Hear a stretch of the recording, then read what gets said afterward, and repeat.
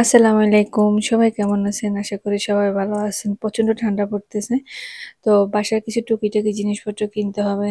অনেকদিন হলো মলে আসি না। কারণ খ্রিসমাস থেকে খ্রিসমাসের মধ্যে একবার আসলাম। আয়ার পর আর আসিনি। কারণ এত বড়, বড় লাইন থাকে বলার মতো না। তো এই কারণে আসি নাই।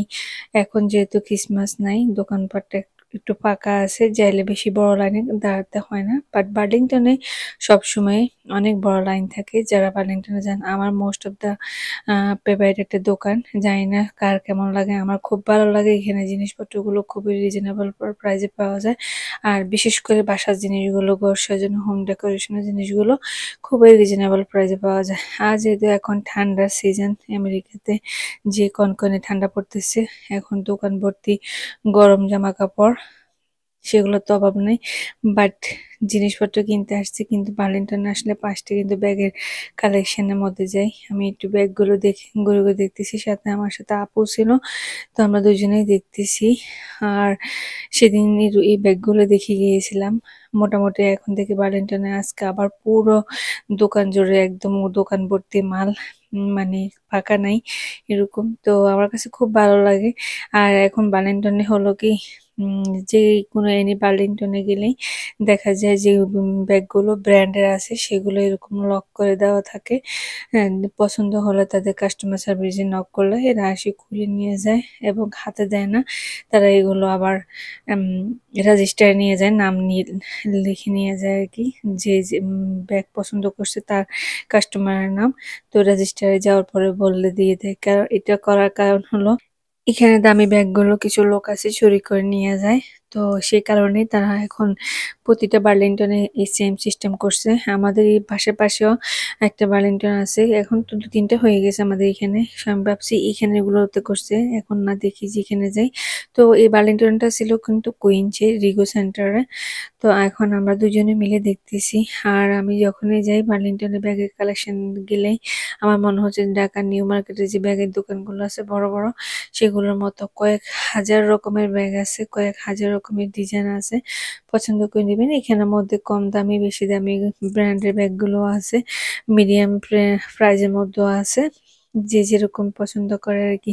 দেখেন, জামার সাথে ম্যাচিং করে এখান থেকে ব্যাগ নেওয়া যাবে এবং পার্সও নেওয়া যায়। অনেক সুন্দর সুন্দর ব্যাগ কালেকশন। আমি একটু ঘুরে ঘুরে দেখাচ্ছি, যদিও এগুলো কিনবো না। যেগুলো দেখছিলেন ওইখান থেকে আমরা পছন্দ করছিলাম মাইকেল কোর্সের আর ক্যালভিন ক্লাইনের 2টা ব্যাগ। তো আমরা কাস্টমার সার্ভিসকে নক করছি, উনি আসতে আসতে কিছুক্ষণ ওয়েট করে আপনাদেরকে একটু ব্যাগের কালেকশন গুলো দেখায়। আর আসছি কি জন্যে, করতেছি কি, আমি আসছি ঘরের কিছু জিনিসপত্র কিনবো, সেগুলো করতে। ওই যে কাস্টমার সার্ভিস যে মহিলাটা আসছে, এখন আমরা ব্যাগের নাম বলছি, ব্যাগ বলছি। তো উনি এখন খুলবে চাবি দিয়ে, দেন আমাদের নাম কাগজে করে লিখে নিয়ে যাবে। তারপর রেজিস্টারে গেলে আমাদের নাম বললে ব্যাগগুলো দিয়ে দিবে আর কি। এই আর কি অবস্থা। আমি এর মাঝে আপনাদেরকে একটু ঘুরে দেখাচ্ছি, আপু মহিলাটার সাথে কথা বলতেছে। তো এখন আমাদের এই যে ব্যাগটা এখন খুলতেছে, আর খোলার পরে আর কি নিয়ে যাবে। আমরা এখান থেকে 2টা ব্যাগ পছন্দ করলাম, একটা হলো মাইকেল কোর্সের আর একটা হলো ক্যালভিন ক্লাইনের। ওই যে লক খুলে এখন নিয়ে যেতে হবে। আর আমরা এখান এখান থেকে তারপর বাকি অন্য সেকশনে যাব। ব্যাগটা দিয়ে দেওয়ার পরে আর কি, এই যে এখান দিয়ে একটু দেখাচ্ছি, এগুলো হলো হেয়ার ব্রাশ, টুথব্রাশ, আরো যেসব জিনিস আছে এখানে। আসলে সময় ওয়েস্ট করবো না। এদিক দিয়ে আয়না বাবা কল দিতেছে যাওয়ার জন্য। তো আমি একটু দেখতেছি, এদিক দিয়ে শাওয়ার গ্লাভস গুলো একটু দেখতেছিলাম। শাওয়ার যে গ্লাভস গুলো আছে, আমি সবসময় ওইগুলো ইউজ করি বেশি। তো আপনাদেরকে একটু ঘুরে দেখাচ্ছি হেয়ার ক্লিপের, হেয়ার ব্র্যান্ডের সেকশন থেকে। এখন সোজা চলে যাব হোম সেকশনে। আর আমার জন্য একটা বড় একটা মিরর আমি নিতে আসছিলাম, তো সেটার জন্য তাড়াহুড়া করতেছিলাম।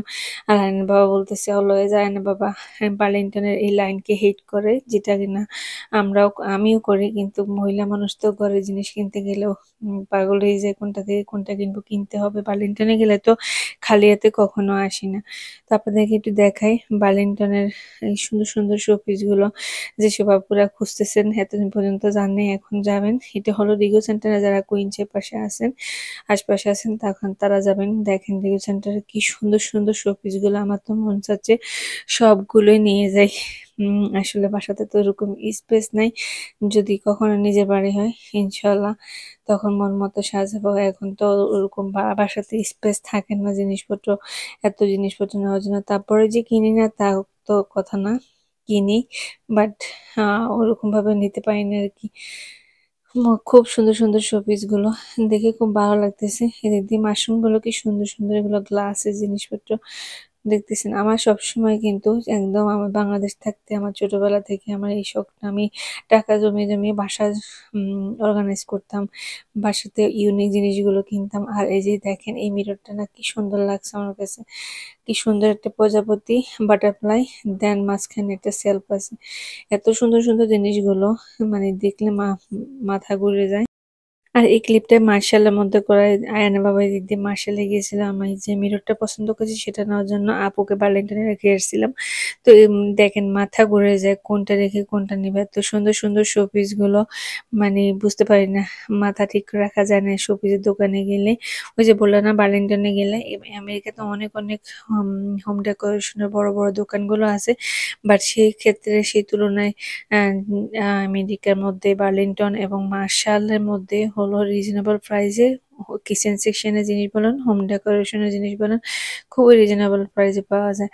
এই কারণে আমি এই দুইটা দোকানে সবসময় বেশি যাই। এর মাঝে আবার আমি মার্শালের মতো জুতাগুলো দেখতেছি, মানে কোনটা রেখে কোনটা নেব আমি বুঝতেছি না এরকম। বাট অনেক শপিং করছি।